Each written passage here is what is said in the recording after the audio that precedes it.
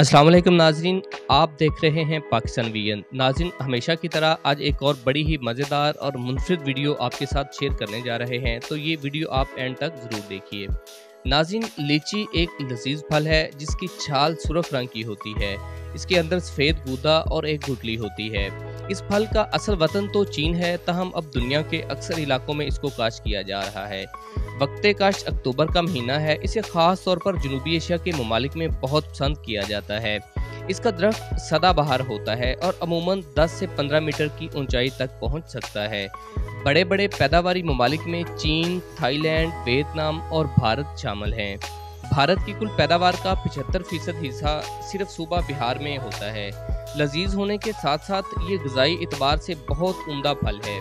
नाज़रीन, इसमें vitamin C वाफिर मिकदार में पाया जाता है और 9 लीचियाँ एक बालिग इंसान के पूरे दिन की विटामिन सी की ज़रूरियात पूरी करने के लिए काफ़ी होती हैं। इसके अलावा इसमें तांबा, फास्फोरस और पोटाशियम की भी खासी मिकदार होती है।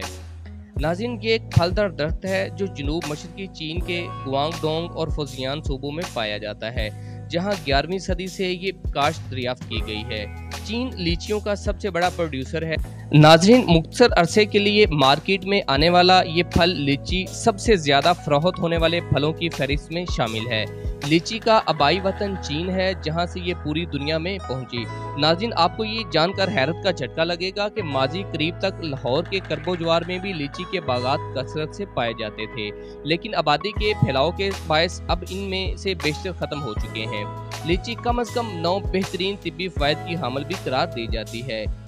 इस हवाले से माहिर ग़िज़ाइयत कहते हैं कि लीची कुव्वत मुदाफ़त में इजाफे का बहुत अच्छा ज़रिया है, जिसके साथ साथ ये हाज़मे और खून की गर्दिश में बेहतरी लाती है, जबकि इसका इस्तेमाल हाई ब्लड प्रेशर को नॉर्मल लाने में मददगार साबित होता है।